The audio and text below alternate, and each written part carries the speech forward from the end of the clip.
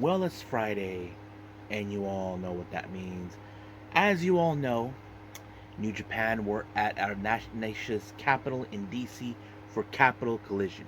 We do have, of course, a number one contender who will challenge for the New Japan Strong Openweight Tag Team titles. So that's going to be a very interesting match to watch, including those tag titles will be defended as well. So is the Strong Openweight title and the women and the Strong Women's Championship as well. And then, of course, we move on with TNA's Emergence, one of their much recent pay-per-views. This one features, of course, the TNA X Division title defended in the Ultimate X, who will walk out as the winner, or will Mike Bailey shows that he is still the best in the world in the X division. So we'll see about that. And of course, we have the tag team titles on the line, including our main event, the TNA World Title defended in an Iron Man match. Who will walk out? Will it be the most wanted or the walking weapon? So we will see about that too. And then of course we're going to see what happened on AEW Rampage, featuring various matches as well. And then of course we're going to see who levels up on this latest episode of NXT Level Up. And then we have of course some news updates to give you guys updates what's been happening in the world of pro wrestling, such as what events the promotions are thrown out, it's booked, what matches are said, including developments that are happening in the world of pro wrestling as we speak. So let's get ready for another episode of Deleted Wrestle Zone.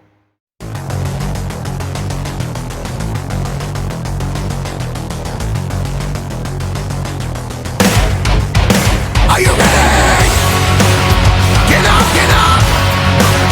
Get up, get up! Get up, get up! Get up, get up! Get up, get up! Get up, get up! Hey everyone, welcome to Deleted Wrestle Zone. All things that is pro wrestling with AEW, NXT, New Japan Pro Wrestling, TNA, the National Wrestling Alliance, various promotions, wrestlers, matches, and championships.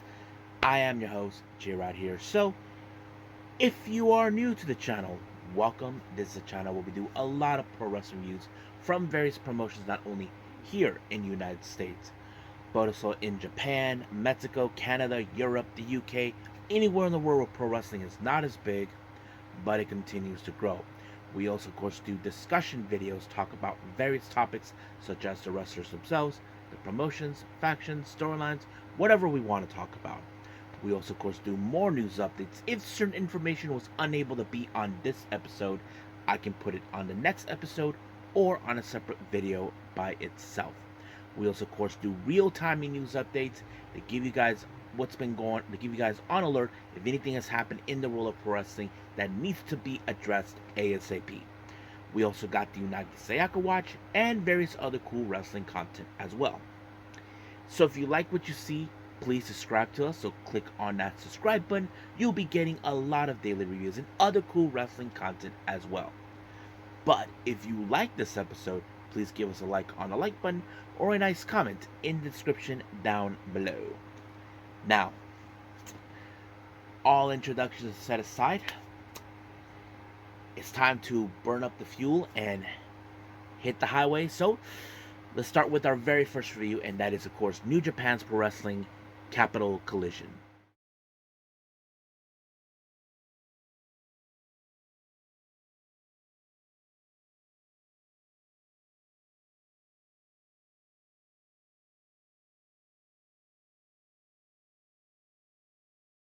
Okay, Capital Collision, New Japan Pro Wrestling. As you know, they were in our nation's capital, and this is their latest event. Now, I did not see the buy-in case anybody asked.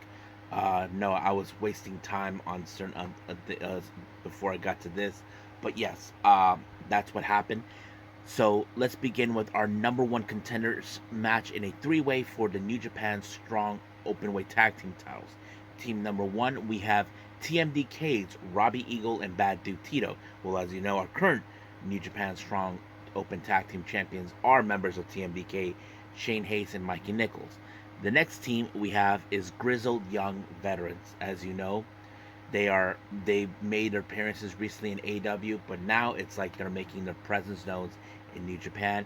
And then the third team is none other than, of course, Tomohiro Ishii and Hiroshi Tanahashi. So it's interesting that our president, in fact, is involved in this match. Now, however, seeing TMDK winning wouldn't be that bad. I mean, we would love to see a showdown between them. But, however, this match ended with the president applying the high five flow onto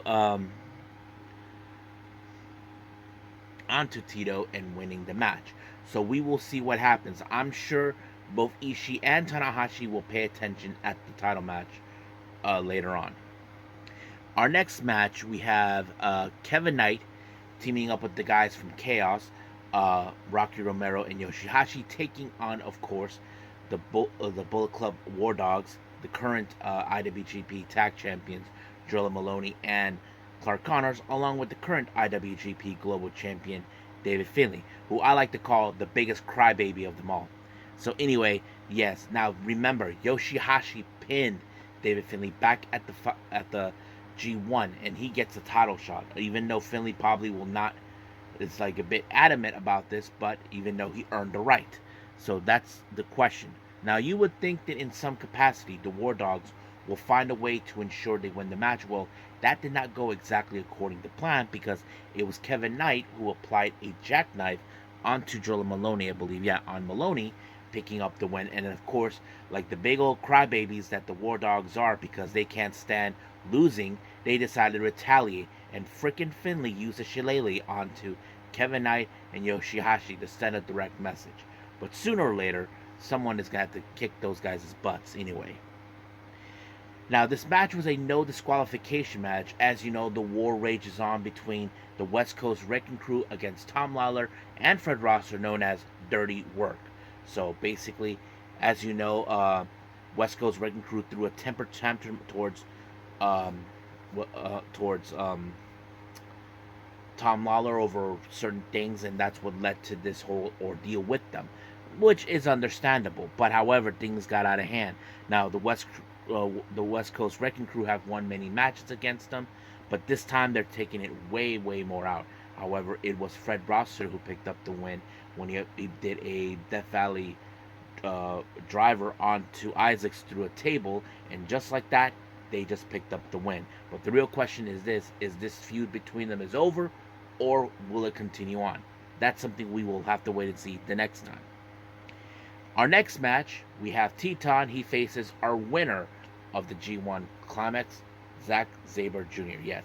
So you would see this is going to be a very interesting matchup. Now, of course, will this affect him? Well, he never put his opportunity on the line. I mean, we have seen times where G1 winners like to put their opportunities of that title for a shot of the IWGP World Title on the line, but that wasn't the case. But Teton, we cannot deny that he's a very talented wrestler. He's very impressive, but not to mention, Zack Sabre Jr. is very much a very effective wrestler with his style of wrestling, not to mention applying submissions. But that's exactly what he did in this match. He actually applied that towards Teton, forcing him to tap out. Now, we got El Capitan of the United Empire, TJP, taking on the leader and the current IWGP World Heavyweight Champion, Tetsuya Naito. But this is a non-title match. Just to make this clear, folks, the title was not on the line. But however, if TJP would have picked up the win, yes, he would have got a shot. But of course, TJP was able to try to take control of the match. But unfortunately, Naito was unable to apply Destino because, of course, TJP, who's been a very observer, knowing what move Naito was going to do, the one thing he was able to do was the inside cradle, which is effective, allowing himself to pick up the win. So, a very disappointing loss for TJP, but, however, the momentum continues on with Naito. Now, our next match, we have the New Japan Strong Openweight Tag Team titles defended. We have the guys from CMLL, Virus and Hechiseto. They take on TMDK's Shane Hayes and Mikey Nichols. Now, this match was set upon about a month or two ago, and of course, this match was happening. However, you ask yourself, will TMDK lose the tag team titles? Well, we don't know. But, however, they were able to apply the Tank Buster onto Virus and giving Shane Hayes to pick up the win by pinning him. Uno, dos, tres, adios. Just like that.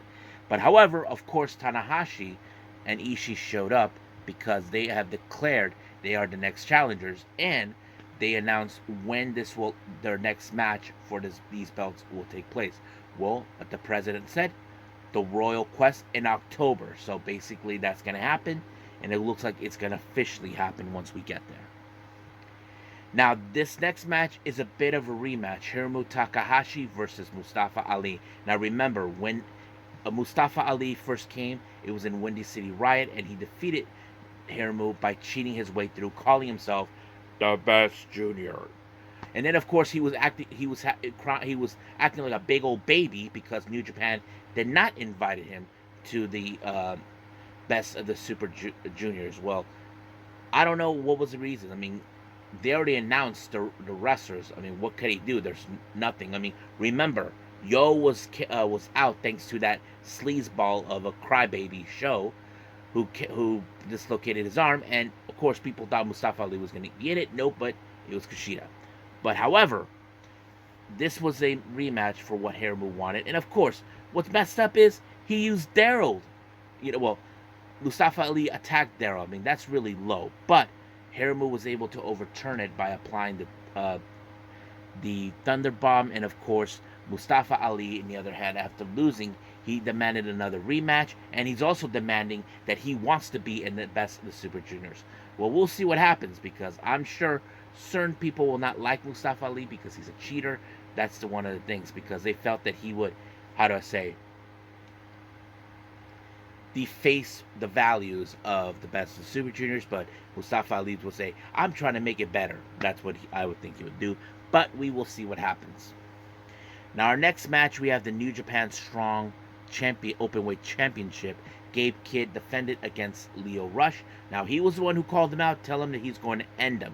But Leo Rush may be small, but the dude has big heart. That's one of the things I like about him. Not to mention, he took it like a man. No matter what Gabe Kidd did, no matter what punishment he put him through, Leo Rush refuses to stay down. Now, there's an old saying. He's like, you can't kill a cockroach, because every time you try to take him out, he comes back. He keeps surviving. But, however, I'm sure Gabe Kidd had that analogy with Leo Rush, but it did not do any good until, of course, he applied the Madman bomb, and just like that, he retains the belt. Now, our main event, we have, of course, the New Japan Strong Women's Championship. Mercedes Moné defends it against Momo Watanabe. Now, remember, Momo was unsuccessful from the very beginning from winning the 5-star Grand Prix. But however, she called this one out because she wants to. The primary goal now for Hate is to destroy all idols and, of course, obtain all championship belts. And I think this is one of those belts that they have targeted. But however, of course, we have seen how Momo is really tried to win her weight matches by using the bats. It did not do any well. However, Mercedes Moné tried to apply the moneymaker on some occasions, but when she finally had that opening, it worked, and then she applied the statement, allowing her to retain the belt. So basically, Mercedes Moné retained the belt, but the real question is now we ask, who will be next in line? And what does Momo have to do? I'm sure she's going to be so disappointed and cry like a little girl all the way back to Japan as she did not bring home the gold. But we'll see what happens. But for now, we'll end things here with New Japan and move on with TNA Emergence.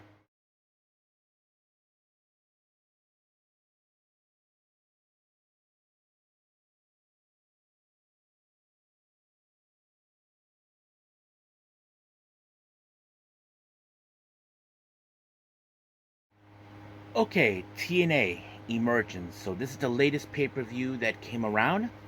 Now, I did watch the countdown, the 0 hour pre-show or buy-in, however they want to call it. But anyway, it opened up with Frankie Kazarian versus Kushida. Of course, Frankie Kazarian being an arrogant piece of work, as always, trying to act like he thinks that he's high and mighty being the king. No, he's the king of being an idiot. Or should I say the king of being a crybaby because he cannot win the TNA World title. That's the problem. But, however, the match was pretty good. There was some good submission tactics. But however, Frank Kazarian decided to cut a corner by taking the advantage the ref did not look at. He kicked the rope and got Kushida in the groin, and then later did the fatal block to walk out as the winner. Now, there's no doubt in my mind that, of course, Frank Kazarian will try to do everything in his power to make his intentions known that he will come after the TNA World Title. Now, Gia Miller conducted an interview with AJ Francis. Now, apparently, the TNA World Titles will be defended, but due to circumstances, those who remember, Rich Swann was suspended due to his inappropriate behavior due to alcohol or something, whatever was happening. So basically, it turns out that he was replaced by Casey Navarro. Now, it's still unclear whether he'll be back. We know in the past he's been through a situation where he lost his opportunity in WWE many years ago, but now that this happens, Casey Navarro is in, so he will be, of course, in the title match. Our next match, we were supposed to have Matt Cardona taking on PCO for digital media and the international heavyweight title, but he sent Shira to do his dirty work. Well, you would say that it could have worked effective, but it did not. Of course, the French-Canadian Frankenstein took out Shira with the PCO salt, and just like that, it was done. Now let's jump into our main card of the Emergence. It starts out with the TNA X Division Ultimate X, the TNA X Division title in the Ultimate X match. Now, those who are unfamiliarized with this type of match, let me explain. Back in the day, TNA used to have this event called, back in the day, for years, they have like these 4 pillars, but on top of them, there's like a crisscross, like an X, in the middle of that of those ropes is the TNA X Division title. The only way to win is to pull it down. Now, you have to have good grip in order to do that. Now, 6 competitors were able to enter this. We have Zachary Wentz, Jason Hotch, Riley Osborne, Laredo Kid, Alex Hammerstone, and Mike Bailey. Now, there's no doubt in my mind we do have some great high flyers, but Alex Hammerstone, you probably say he doesn't fit the mold, but those who are misinterpret of the X Division, this is not a cruiserweight title. This is a no-limit title. Basically, no weight limit is required. We saw that with Samoa Joe when he was X Division champion. And of course, when Mustafa Ali tried to change that, it was unable to do so. But of course, it's no secret that Hammerstone probably want to be in this because of one particular reason. Many of you may remember I talk about Option C. Those who don't know, anybody who can, if you're a winner of the X Division Championship and you decide to cash in for a shot at TNA World Title, this would have been that situation. So I wouldn't be surprised if that's Alex Hammerstone's reasons to be involved in that. But, however, the match ended with Zachary Wentz pulling it out. That makes him the second member of the Rascals to actually hold the belt. Trey Miguel has held it. I don't think Wesley did, but yes, so it did pretty well. Our next match, we have Steve Maclin versus Eric Young. Oh man, this was a pretty intense match. Now, of course, these guys will definitely try to take each other out in any means necessary. But of course, we know the kind of person Maclin is. We know he has the capability, and so does EY. But however, you would have assumed that the KI would have been ineffective. No. Maclin tried the jackknife, which of course was effective and allowed him to pick up the win. However, Eric Young was disappointed that he lost, but he returned to the ring to show respect to Maclin. So I'm not sure if it's his way of saying that, now you're going to be in the forefront to be possibly the face of TNA. I don't know. But he seems like that kind of guy who could do that. But we'll see what happens.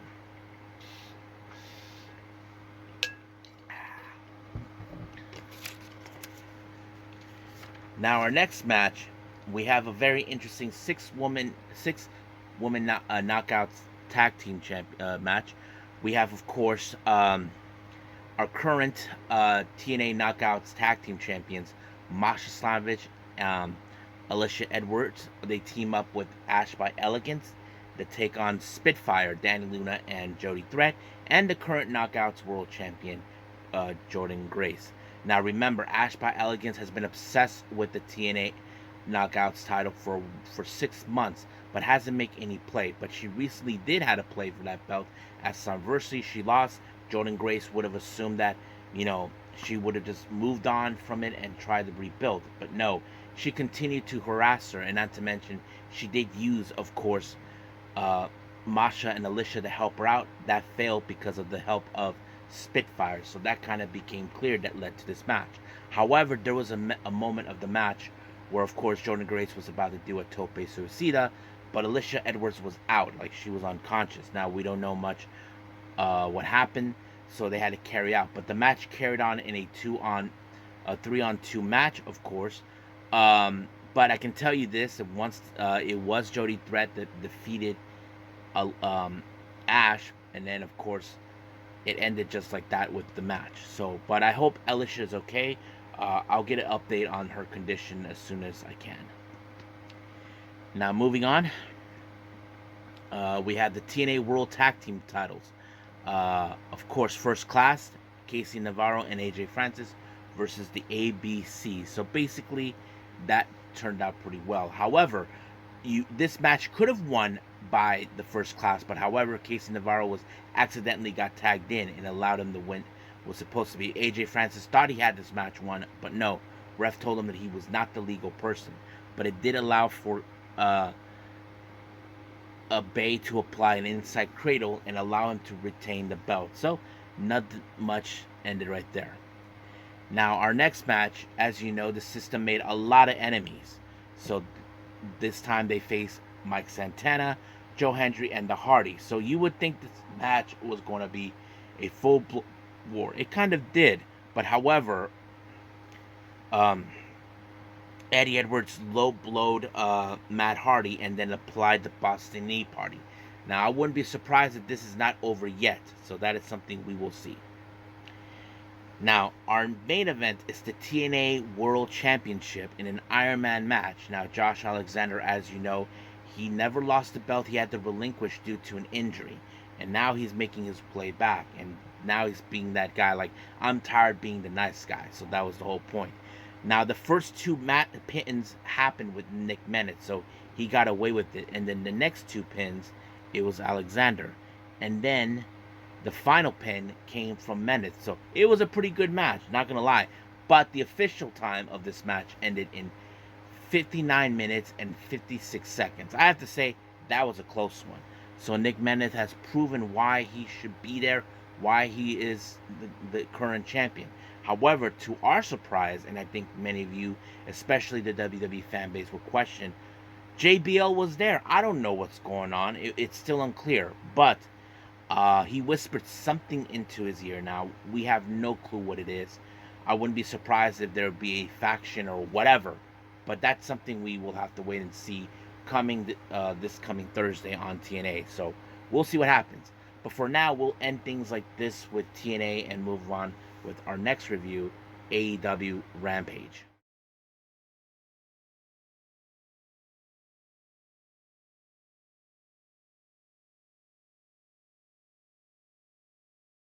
Okay, AEW Rampage. We opened up with a three-way match. We have Private Party versus the Undisputed Kingdom, Matt Taven and Mike Bennett, and Jay Lethal and Jeff Jarrett. Now, it's kind of hard to swallow which one to root for. I mean, I didn't know what to expect, but however, I did like how this thing ended because it was a lot of fun. As you all know, the great relationship that both Jarrett and Lethal have. They both, of course, know one particular move that we all know for years, the figure four. So they did that on the Undisputed Kingdom, and of course, they were holding hands, trying to not to tap, but Bennett had no other choice but to do it, knowing the pain was just too much. So he gave in to that. Our next match, our newly crowned Rev Pro Undisputed British Women's Champion, Mina Shitakawa, make her way to the ring to face Misa K. Now, not much about this match's significance, but of course, you all figured that this match will fall into favor with Mina Shitakawa. She decided to end this match by applying the glamorous driver, and just like that, she picked up a win. Now, Stokely Hathaway and, of course, Chris Statlander being the losing team, well, they had to respond to, of course, what Willow Nightingale stipulation, which is, of course, the Chicago street fight. So we most likely will see that happen. Now, we did witness the Grizzled Young Veterans make their appearance in All In, attacking the FTR, but also sending a message to the Young Bucks that they're mean business. They're not here to play games. They're not here to be friends. They're here for one thing only, and that is, of course, winning the AEW World Tag Team titles. The only way they're going to send that message loud and clear is when they defeated, of course, the Outrunners. They applied the grit your teeth onto Truth Magnum, and just like that, it was over. But the real question is, should the Young Bucks be concerned? Because they act that they're not, but they should. Because I wouldn't have my back turned against those guys if I knew that they'd be targeting me. Our next match, we have Nyla Rose versus Ania Belma. Not much about her, but this match, I can tell you, it ended with the Beast Bomb. Now, as for our main event, we have a four-way match. We have Konosuke Takeshita versus Beast Mortos versus Commander versus Lio Rush. Now, at some point, this match became a tag team style because Beast Mortos and Konosuke Takeshita attack Commander and, of course, Lio Rush. Now, you would think in some capacity, now Lio Rush is one of the most popular wrestlers we've seen, so is Lio Rush, but you probably will have a hard time trying to make it. But in the end, it was, of course, the Blue Thunder Bomb by Konosuke Takeshita that sealed the deal for him to pick up the win onto Commander, and just like that, it was over.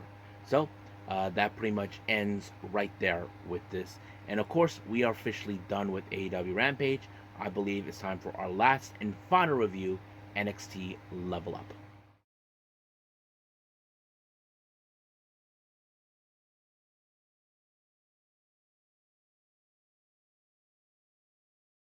Okay, NXT Level Up. So we're going to see who levels up. Our first match, we have Hank and Tank. You know, they are in a great mood. As you know, they have been picking up great wins, not to mention defeating the OC. But now they have to face a very interesting makeshift team. We have Kale Dixon and Uriah Connors. Now, you would think that there are some possibilities because we have seen makeshift tag teams pick up good wins, which is obvious, heard of, but the real question is, can they coexist in this one? No. Well, however, the bonding between both Hank and Tank is so strong, they make them a very cohesion team. They even collided with Kale Dixon, and that gave, of course, Tank to pick up the pinfall, and that's pretty much over. Uno, dos, tres, adios, Dixon. Now, Gallus were just in the backside minding their own business until they were approached by Cutler James. Now, those who remember, Cutler James had a match against Mark Coffey, and now it seems like he's looking for a match, and this time he got Wolfgang. So that's going to be our next match. But before anything else, there was a moment where we saw Uriah Faber, who refuses to talk about what happened, but all of a sudden two guys showed up and have a little chat with him. The reasons of their chat is still unclear, but there was a moment, we have seen these two guys before. There was a moment where, of course, they were talking to someone, and now this. So still unclear what is going on, so we'll see. Now, our next match, we have Wolfgang versus Cutler James.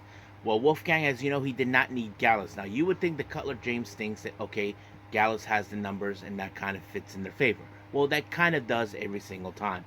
But Wolfgang wants to prove him. He doesn't need the Gallus boys to help him out. And that's exactly what he did. But the most surprising thing about Wolfgang is that he applied the Swanton Bomb. I mean, a big dude of his size. We know that Wardlow has done it before, but this is very interesting. So he picked up a good win on that.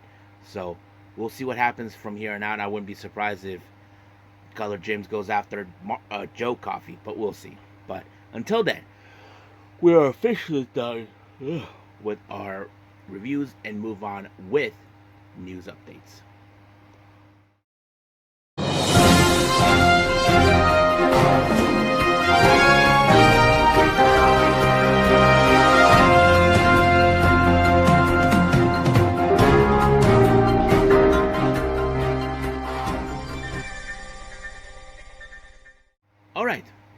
welcome to our news update. So let's begin with updates with, of course, the promotion's upcoming events.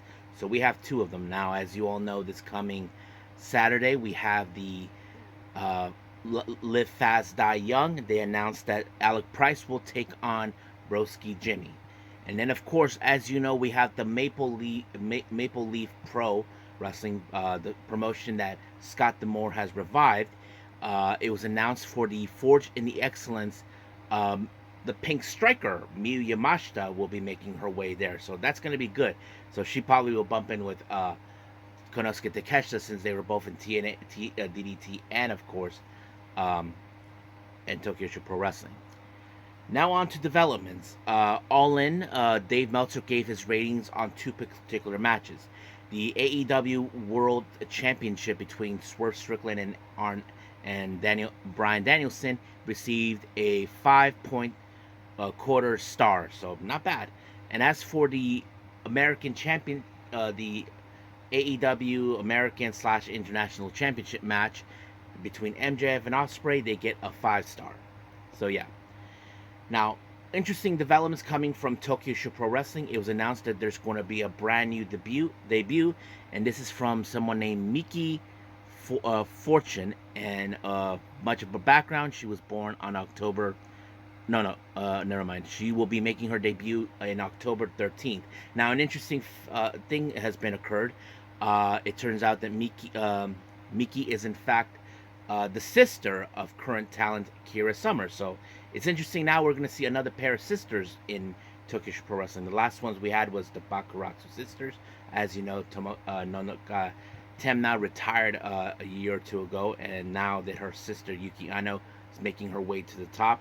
Hopefully she does make it, but I can't wait to see what I don't know if she's the little sister, but can't wait to see what she will do. Now, recently, as you all know, certain things have come around.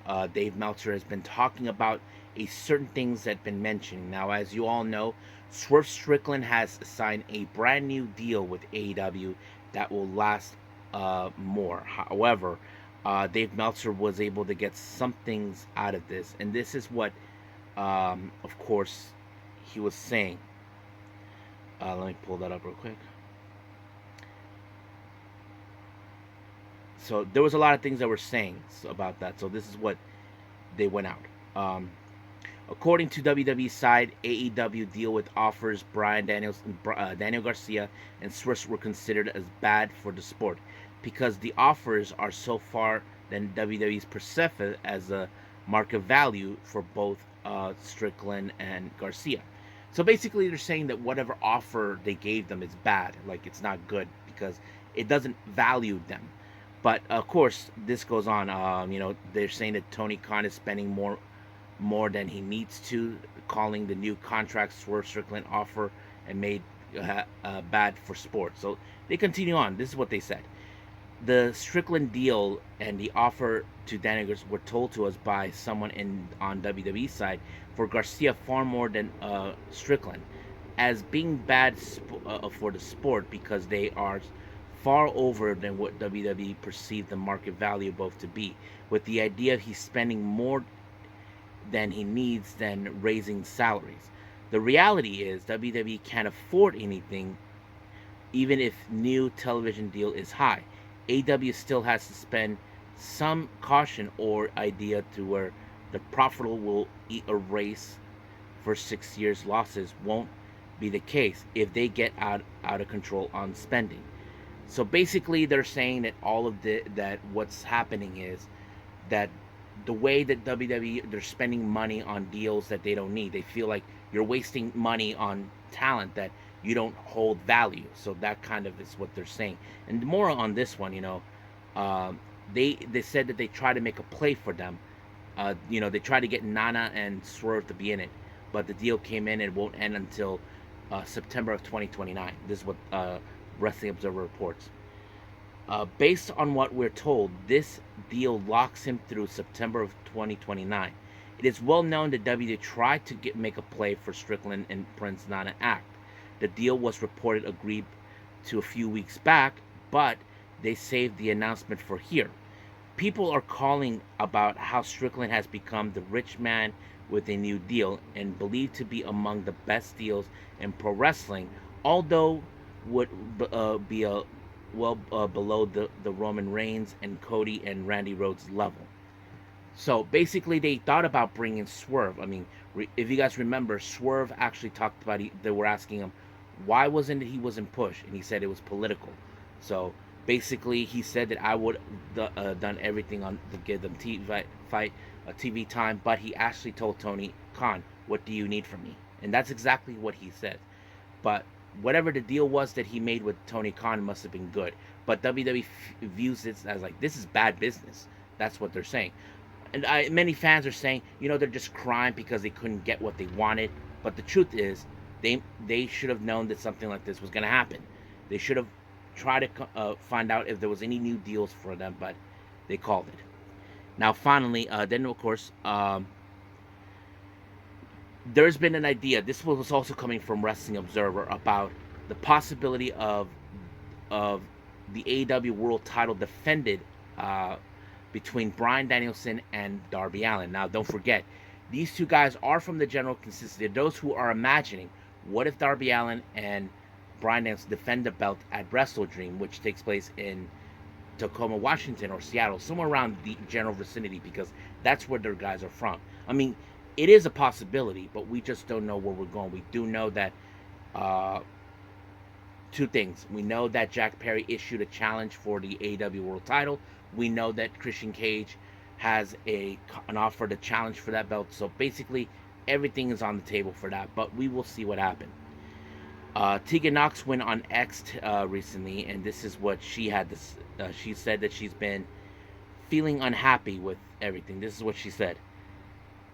Can't even get booked on a tattoo show.